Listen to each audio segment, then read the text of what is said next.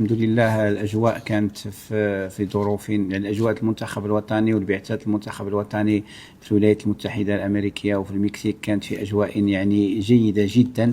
الظروف يعني جميع الظروف تم توفيرها من طرف يعني الجامعة الملكية لكرة القدم. كذلك هناك تتبع ديال جميع المسائل اللوجستيكية والتنقل والأطر التقنية الإدارية، يعني كانت في المستوى العالي. الإقامة يعني كذلك، والتنقل اللي كان أكثر من 8000 كيلومتر، يعني مباشرة بين المدن اللي لعب فيها الفريق الوطني، كانت في أجواء يعني جيدة جدا. اللي هو أساسي اللي كان داخل هذه الفترة ديال أكثر من 40 يوم واللاعبين داخل هذا المعسكر هو الروح الوطنية اللي أبانوا عليها اللاعبين، واللي أبانوا يعني على يعني كان عندهم واحد الطموح كبير يمشوا إلى أبعد الحدود في كأس العالم.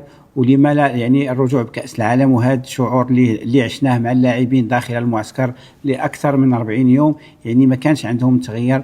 وبالتالي تنظن بأنه هذه الروح الوطنية ديال اللاعبين المغاربة أبانت يعني من خلال كذلك التواجد ديال الآباء والأمهات والعائلات ديال اللاعبين اللي كانوا مرافقين كذلك للبعثة، واللي كان يعني باتصال، يعني بعد كل مقابلة باتصال معهم، وتنعرفوا الارتباط العائلي بالنسبة للمغاربة كذلك مع الآباء والأمهات والعائلات ديالهم. وهذا اللي لعب واحد التحفيز كذلك إيجابي للاعبين اللي تنظن بانه يعني المقابله ديال الليله المقابلات فرنسا، يعني كان اجتماع ديال اللاعبين، وكان واحد الحماس وواحد القوه يعني خارقه للعاده باش يمكن يتجاوزوا.